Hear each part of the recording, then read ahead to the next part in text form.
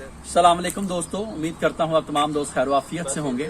आज की इस वीडियो में मैं आपको बताऊंगा कि आप पंजाब चैरिटी कमीशन पर एनजीओ की रिन्यूअल कैसे करवा सकते हैं।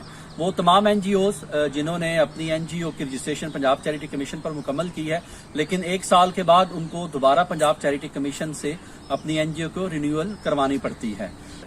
एनजीओ रिन्यूअल करने से पहले आपने पंजाब चैरिटी कमीशन को उसके रजिस्टर्ड ईमेल आईडी पर ईमेल भेजनी है कि आपने अपनी एनजीओ की रिन्यूअल करवानी है और आपको पोर्टल पर एक्सेस दी जाए। तो आपको पंजाब चैरिटी कमीशन जो है वो आपको पोर्टल पर एक्सेस दे देगा। तो बाकी का प्रोसीजर जो है वो मैं सारा आपको बताता हूँ कि एक्सेस मिलने के बाद आप अपनी एनजीओ की रिन्यूअल पंजाब चैरिटी कमीशन पर कैसे कर सकते हैं। तो वीडियो देखते हैं। तो सबसे पहले हम पंजाब चैरिटी कमीशन की वेबसाइट पर आएंगे और यहाँ पे ये आपको नजर आ रहा है चैरिटी पोर्टल लॉगिन। हम यहाँ पर क्लिक करेंगे। क्लिक करने के बाद हमारे पास नई विंडो ओपन हो जाएगी। यहाँ पे आपने अपना CNIC नंबर लिखना है और अपना पासवर्ड, जो भी आपका पासवर्ड है वो लिखना है और साइन इन पर क्लिक कर देना है। तो उसके बाद हमारे पास ये विंडो आ जाएगी। ये विंडो आप ये चालान फॉर्म सबमिट करवाने के लिए है कि आप यहाँ से अपना चालान फॉर्म डाउनलोड करें। ये चालान फॉर्म है हमारे पास। ये हमारी जो एनजीओ है वो डिस्ट्रिक्ट लेवल पर रजिस्टर्ड है और इसकी फीस जो है वो 3,000 रुपया है। अगर आप तहसील लेवल पे हैं तो आपकी फीस जो है वो 1,500 रुपया होगी 2 साल की रिन्यूअल के लिए। ये आप नेशनल बैंक में जमा करवाएंगे और ये सारी डिटेल लिखी हुई है कि आपने क्या। अब मैं यहाँ से इसको बंद करूँगा। तो ये हमारे पास डिटेल होगी जो कि हमने चालान फॉर्म पर जो हमारी डिटेल होगी उसको हमने यहाँ पे फिल करना है। यहाँ पे नेम ऑफ एप्लीकेंट है, चालान नंबर लिखना है, head of account, bank name. ये जो चालान फॉर्म है इस पे हमें चालान फॉर्म का जो नंबर है वो रेड कलर में हमें मिलेगा और आपने जो बैंक का जो कोड है वो भी आपने बैंक से डिमांड कर लेना है कि आप हमें अपना कोड भी बताएं, जो कि ब्रांच का कोड है। तो यहाँ पे आप हेड ऑफ अकाउंट लिखेंगे। हेड ऑफ अकाउंट जो है वो भी यहाँ पे लिखा हुआ है। ये देखें आप, ये हेड ऑफ अकाउंट जो है वो लिखा हुआ है C03878। यहाँ पे हेड ऑफ अकाउंट लिखा। ये बैंक नेम, ब्रांच का नेम आप यहाँ पे लिखेंगे। हेड ऑफ अकाउंट लिख लिया, बैंक नेम लिख लिया। यहाँ पे आप ब्रांच नेम लिखेंगे, किस ब्रांच पे आपने जमा करवाए हैं पैसे। ब्रांच कोड आप लिखेंगे, पेड अमाउंट। और जो रिन्यूअल है वो 2 साल के लिए, नंबर ऑफ रिन्यूअल ईयर 2 साल के लिए चैरिटी कमीशन पर आपकी रिन्यूअल होती है।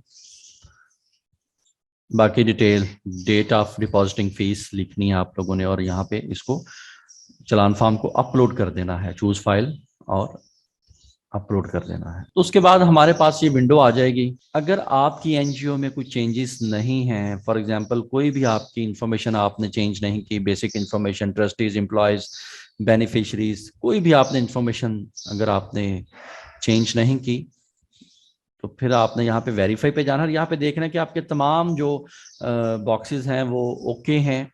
कुछ ग्रीन है, कुछ ऑरेंज है, इट मीन्स कि ये आपकी इंफॉर्मेशन जो है वो यहाँ पे ओके है। रेड कलर के जो निशान नज़र आ रहे हैं, आपने अगर बाकी किसी में कोई आपके चेंजेस नहीं है तो सिर्फ आपने ये चीज़ें जो हैं वो ऐड करनी है। नहीं, इन कैश है, फाइनेंशियल स्टेटमेंट है और एक्टिविटीज़ डिटेल है। तो उसके लिए मैं डोनेशंस पे जाऊंगा। डोनेशंस पे क्लिक किया तो हमारे पास ये इन कैश की सूरत में आ गया कि इन कैश की सूरत में आपके पास कितनी डोनेशन जो है वो एनजीओ के पास आई है। माली साल हम लोग जुलाई 2020 से जून 2021 तक की, और कैटेगरीज आपने सेलेक्ट कर लेना कि कितनी डोनेशन जो है वो आपके पास आई है। उस हिसाब से, उस डिटेल से आपने डोनेशंस को ऐड करना है और यहाँ पे सेव का बटन प्रेस करना है। अभी इन पर्सन लिखने हैं हमने, तो यहाँ पे वो गलती दे रहा है। यहाँ पे हमने इन पर्सन पर क्लिक कर लिया और यहाँ पे हमने उन पर्सन की डिटेल भी प्रोवाइड करनी है जो कि हमारे डोनर हैं। डोनर्स के नाम भी लिखने हैं कि 1,000 रुपया डोनर। डोनेशंस वाले कॉलम में हमने अपने डोनर्स की डिटेल देनी है, जैसा कि ये मैं फिल कर रहा हूँ। Financial year, category of donation और number of donors, amount of donation, in person, या आपने यहाँ पे इसको ऐड कर देना है। ये डिटेल ऐड करने के बाद मैं सेव के बटन पर प्रेस करूंगा।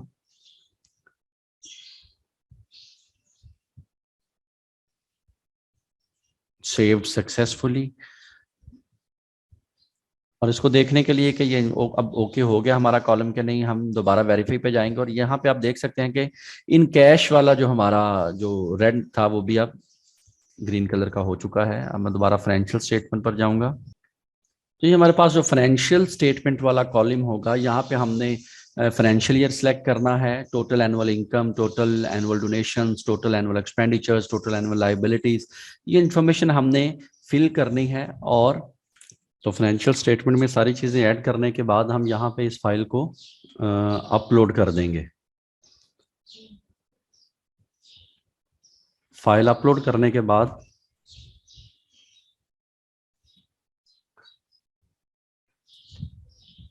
हम यहाँ पे इसको सेव कर देंगे। तो फाइल अपलोड करने के बाद उसके बाद यहाँ पे है कि वेदर द ऑडिट कंडक्टेड, अगर ऑडिट करवाया है तो हम यस पे क्लिक करेंगे और हम यहाँ पे जो हमारा ऑडिट से रिलेटेड जो इन्फॉर्मेशन है वो हम फिल करेंगे। ऑडिट फर्म का नाम लिखेंगे, रजिस्ट्रेशन नंबर, उसका एड्रेस और बाकी ये सारी डिटेल जो है जो हमारे ऑडिटर की है हम वो फिल करेंगे। और फिर हम यहाँ पे अपनी ऑडिट जो है ऑडिट रिपोर्ट उसको अपलोड करेंगे। मैंने एक ही डॉक्यूमेंट में जो ऑडिट रिपोर्ट है और जो फाइनेंशियल स्टेटमेंट है उसको सेव कर लिया था। उसके बाद मैं यहाँ पे ये जितने भी आप रेड सेलेक्ट देखें ये ज़रूरी है। उसके बाद मैं यहाँ पे सेव के बटन को क्लिक करूँगा और इसको इंफॉर्मेशन को भी सेव कर लूँगा। अब मैं दोबारा वेरीफाई पे जाता हूँ। तो वेरीफाई पर क्लिक करने के बाद आप यहाँ पे देख सकते हैं कि अब हमारे पास सिर्फ एक ही रेड जो है वो रह गया है कि जिसमें हम एक्टिविटीज डिटेल जो है वो एनजीओज की वो प्रोवाइड करेंगे। अब मैं एक्टिविटीज डिटेल पर जाता हूँ। तो एक्टिविटीज डिटेल में आपकी जो भी एनुअल जो भी आपने एक्टिविटीज एनजीओज के प्लेटफॉर्म पे परफॉर्म की हैं वो आप लिखेंगे। कुछ सेमिनार हैं, वॉक्स हैं, या जो भी माइक्रो क्रेडिट के हवाले से है, जो भी आपकी प्रोग्रेस एक्टिविटीज़ हैं वो आप यहाँ पे लिखेंगे। और एक्टिविटीज़ डिटेल जो है वो मैंने एक ही फाइल उसकी बना दी थी। एक्टिविटीज़ डिटेल भी जो है वो मैंने इसमें ऐड कर दी है क्योंकि हमने एक्टिविटीज़ डिटेल का परफॉर्मा जो भी आपका वो भी हमने डॉक्यूमेंट जो है वो भी अपलोड करना होता है। तो यहाँ पे मैं achievement details during last year में लिख दूंगा और यहाँ पे लिख दूंगा कि the detail is attached in document. और उसके बाद मैं ये फाइल अपलोड कर दूंगा। फाइल अपलोड करने के बाद मैं सेव का बटन प्रेस कर दूंगा और अब ये हमारी जो तमाम इंफॉर्मेशन है वो जो रेड निशान थे वो ख़त्म हो गए होंगे। मैं वेरीफाई पे जाता हूँ। वेरीफाई पे जाने के बाद अब आप देख सकते हैं कि अब हमारा कोई भी जो रेड कलर का निशान है वो नहीं है।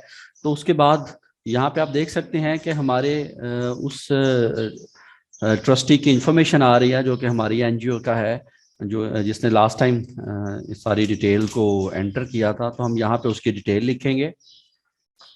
यहाँ पे हमने डिटेल लिखूंगा, यहाँ पे हमने उसके नेटवर्क जो है वो सिलेक्ट कर लेना है कि कौन सा है। फिर उसके बाद मैं दस्तावेज ऑलरेडी अपलोडेड होगी। यहाँ पे आई डू हेयर बाय पे मैंने चेक का निशान जब प्रेस करूंगा तो हमारे सामने एक नई विंडो पॉपअप हो जाएगी। तो इसमें हमने जो वो वेरिफिकेशन कोड लिखना है जो कि आपके मोबाइल नंबर पर जाएगा। यहाँ पे जो कोड है वो आपका 4 हिस्सों पर मुश्तमिल होगा। यहाँ पे हम 4 हिस्सों का कोड जो है वो लिखेंगे जो कि हमें मोबाइल पर मैसेज आया होगा वो आपने लिखना है और वेरीफाई कोड पर क्लिक कर देना है।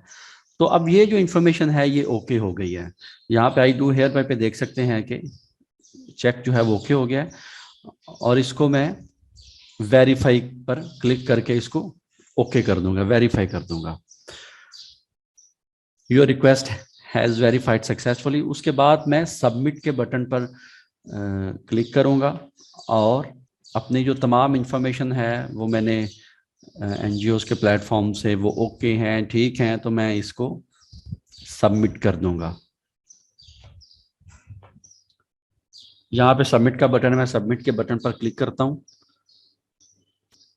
तो your request has submitted successfully, हमारी जो डिटेल है अब वो चैरिटी के पोर्टल पर सक्सेसफुली अपडेट हो गया है। मैं दोबारा डैशबोर्ड पर जाऊंगा तो अब यहाँ पे आप देख सकते हैं कि पहले जो लॉक ओपन था अब वो लॉक जो है वो बंद हो गया है। इट मीन्स कि अब स्टेटस आपका सबमिटेड है, और अब जो सोशल वेलफेयर वाले हैं या जो दूसरे कंसर्न डिपार्टमेंट्स हैं वो इसको आपके सारे डेटा को दोबारा से वेरीफाई करेंगे और आपको रिन्यूअल सर्टिफिकेट जो है वो जारी कर दिया जाएगा। तो दोस्तों ये तरीका था कि आप अपनी एनजीओ की रिन्यूअल जो है वो उसको किस तरह से करवा सकते हैं। उम्मीद करता हूँ आपकी जो अंडरस्टैंडिंग है वो इस हवाले से होगी। बहुत शुक्रिया, थैंक यू।